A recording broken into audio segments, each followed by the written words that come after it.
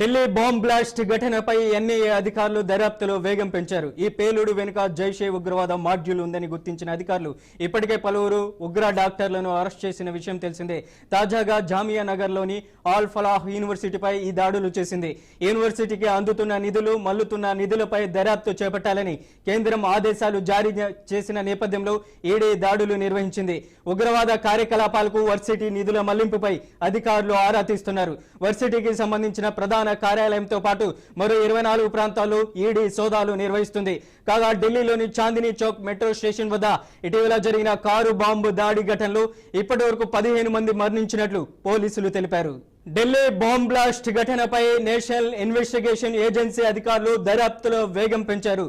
ఈ పేలుడు వెనుక జైషే ఉగ్రవాద మాడ్యూల్ ఉందని గుర్తించిన అధికారులు ఇప్పటికే పలువురు ఉగ్ర డాక్టర్లను అరెస్ట్ చేసిన విషయం తెలిసిందే. తాజాగా జామియా నగర్లోని ఆల్ ఫలాహ్ యూనివర్సిటీపై ఈ దాడులు చేసింది.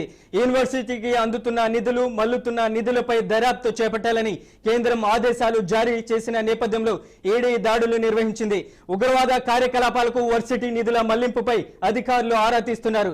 వర్సిటీకి సంబంధించిన ప్రధాన కార్యాలయంతో పాటు మరో 24 ప్రాంతాల్లో ఈడీ సోదాలు నిర్వహిస్తుంది. కాగా ఢిల్లీలోని చాందినీ చౌక్ మెట్రో స్టేషన్ వద్ద ఇటీవల జరిగిన కారు బాంబు దాడి ఘటనలో ఇప్పటి వరకు 15 మంది మరణించినట్లు పోలీసులు తెలిపారు.